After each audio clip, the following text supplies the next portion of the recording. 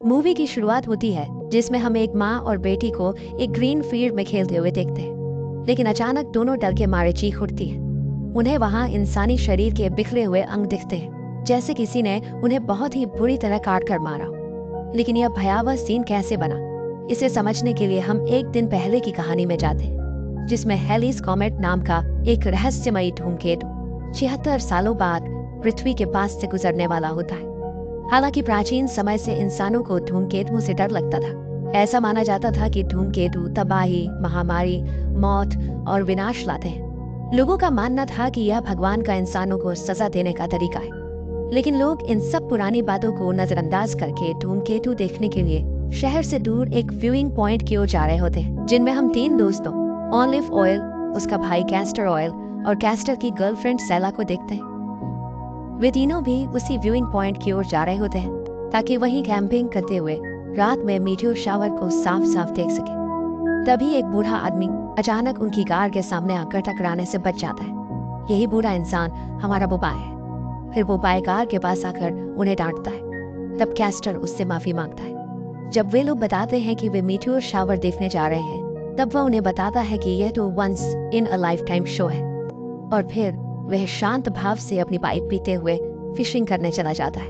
और वे लोग भी अब कैंप साइट पे पहुंच जाते हैं, जहां उनके 2 दोस्त ट्रेंट और लिज मिलते हैं, जो पहले ही वहां आकर कैंपिंग की सारी चीजें सेट कर चुके होते हैं। बाद में घूमते हुए ऑलिव देखती है कि 2 लड़के एक बूढ़े आदमी को बेरहमी से पीट रहे हैं। लेकिन जैसे ही उन्हें दिखता है कि ऑलिव अकेली नहीं है, तो वे दोनों भाग जाते हैं। वह बूढ़ा आदमी किलर कॉमेट नाम की एक कॉमिक बुक पकड़े होता है।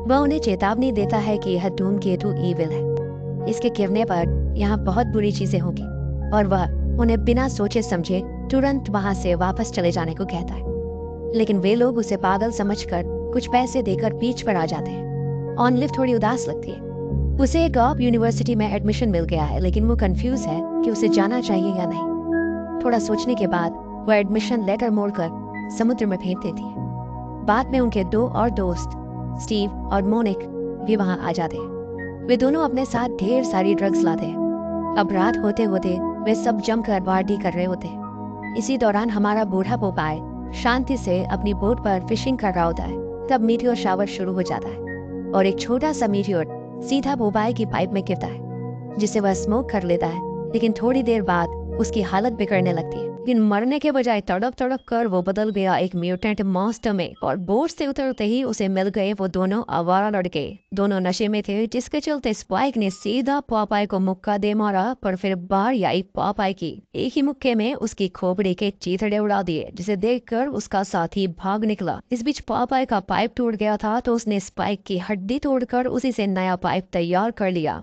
वहां से भागकर स्किट्स पहुंचा सीधा उस ग्रुप के पास और जाते ही चिल्लाने लगा कि वो बड़ा सा सेलर आ रहा है। इन्होंने उसे भी भगा दिया। ये भी नहीं देखा कि वो खून से नहाया हुआ था। कुछ देर बाद स्टीवी उठकर आउट हाउस में चला गया, जिसमें अब स्टीवी अंदर बैठकर आराम से अपना पाइप फूंक रहा था। तभी बाहर पॉप आया गया अपना नया पाइप फूंकते हुए। आते ही वो स्टीवी का सर पकड़ के घुमाने लगा, जिसका नतीजा ये निकला कि स्टीवी का सर उखड़ के उसके हाथ में आ गया, जिसे उसने दूर फेंक दिया और खुद उसकी बॉडी पे बैठ गया हल्का होने। उधर प्रेमी जोड़ा टेंट में जा चुका था और तो बीच में पॉपाई ने भी ज्वाइन करके ट्रेंट को स्टफ कर डाला। उसे खत्म करने के बाद लिजी का भी सर उखाड़ लिया। सर से कुछ ज्यादा ही प्रॉब्लम ऐसे। उधर वो चारों अलग हो चुके थे। ऐसे भटकते हुए ऑलिव और मोनिक को मिला एक मीटियोर, और कैस्टर और साइला को मिली स्टीव की लाश और उसका कटा हुआ सर। अब जाके पैनिक फैला। अचानक एक मीटियोर आकर मोनिक के माथे के आर पार होके निकल गया। उसे देखकर उधर से कैस्टर और साइला कैंप की तरफ जा रहे थे और इधर से ऑलिव कैंप की तरफ चल दी। तो रास्ते में ही तीनों का मीटअप हो गया, जिसके चलते स्टीवी और मोनिक वाली खबरें एक्सचेंज हो गई। फिर तीनों कैंप पर पहुंचे तो देखा कि पॉपाई आराम से आग के पास बैठकर अपना चाकू तेज कर रहा था, और तीनों से देखकर हैरान हो गए थे कि ये बुढ़ा अचानक से जवान कैसे हो गया। पर फिलहाल चिंता का विषय ये था कि वहां से निकले कैसे। उसके लिए कार की चाबी चाहिए, जो टेंट में रखे बैग में पड़ी है। अब जान को जोखिम में डाल के टेंट तक जाएगा कौन? ऑलिव चुपचाप रेंग रेंग कर वो टेंट तक पहुंचने में कामयाब हो गई और जल्दी उसे चाबी भी मिल गई। पॉपाई उसे देख नहीं पाया। ऐसा उसे लग रहा था।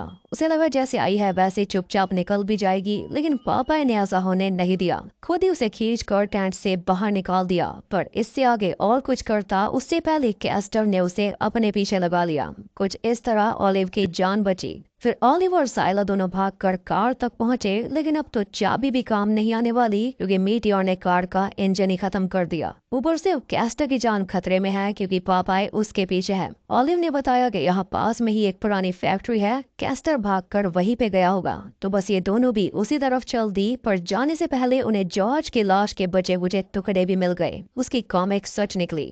अब ये दोनों कैस्टर को ढूंढने निकले तो कैस्टर सामने से आता हुआ मिल गया, पर दिक्कत ये थी कि उसके पीछे पॉपाई भी था। कैस्टर को बचाने साइला कूदी तो एक हाथ मारकर पॉपाई ने उसे साइड कर दिया। इसके बाद कैस्टर को डाल दिया टॉक्सिक वेस्ट से भरे कंटेनर में, यानी उसे जिंदा ही गला दिया। इधर ओलिव भागकर फैक्ट्री में पहुंची जहां पे उसे मिला व्हील चेयर पे बैठा आदमी जिसके पास शॉटगन थी।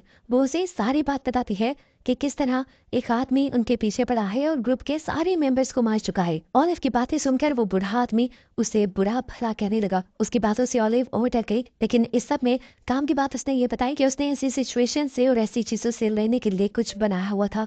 वो क्या था दिखा तो नहीं गया, लेकिन ओलिव ने जब वो देखा तो वो हद तक रह गई। तभी बाहर से इन्हें दोबारा आवाज आ गई। बूढ़े आदमी ने ओलिव को यहीं पे रुकने को कहा और खुद अपनी व्हील चेयर के साथ बाहर चला गया। बाहर जाते ही होना क्या था, पोपॉय ने इस आदमी को भी पकड़कर अपने हाथ में मौजूद हड्डी से मार कर खत्म कर दिया। इसी सब के दौरान ओलिव भी भागकर बाहर आ गई। वो पोपॉय से लेना चाहती थी, लेकिन उसे कंट्रोल करना पोपॉय के बाएं हाथ का खेल था। पोपॉय उसे साइड पे करती था। इससे पहले कि पोपॉय उसे मारता, ओलिव की किस्मत एक और मर्तबा चल जाती है और यहाँ पर वही जख्मी हुआ लड़का आ जाता है जिसने सबसे पहले आकर इन्हें पोपॉय के बारे में अलर्ट दिया था। वो लड़का पोपॉय के ऊपर हमला करता है।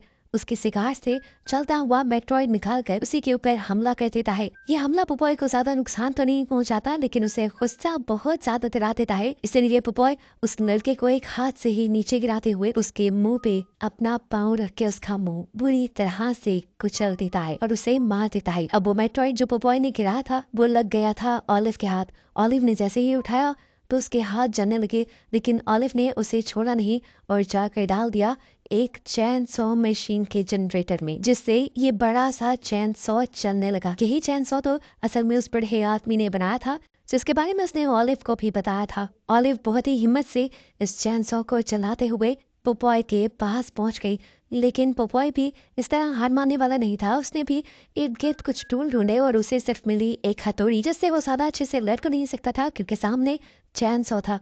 ओलिव ने बड़े ही अच्छे से दिमाग लगाया और एक ही वार में पोपॉय की बॉडी के 2 टुकड़े कर दिए, जिसके बाद उसे लगा कि फाइनली उसकी पोपॉय से जान छूट गई है। वो यहाँ से चली गई, लेकिन सुबह होने पर हमें दिखाया गया कि पोपॉय की लाश वहाँ पे नहीं थी, जिसका मतलब कि पोपॉय अभी जिंदा था। ओलिव जानती थी कि वो कितना खतरनाक हो सकता है, इसीलिए वो उससे लेने की तैयारी में लग जाती है। कहानी में कुछ हफ्ते गुजर जाते हैं और हमें न्यूज के जरिए पता चलता है कि पोपॉय अब न्यूयॉर्क में पहुंच चुका था और जगह जगह तबाही फैला रहा था। और उसे खत्म करने के लिए यहाँ पर हमारी सुपर वुमेन ओलिव तैयार हो रही थी।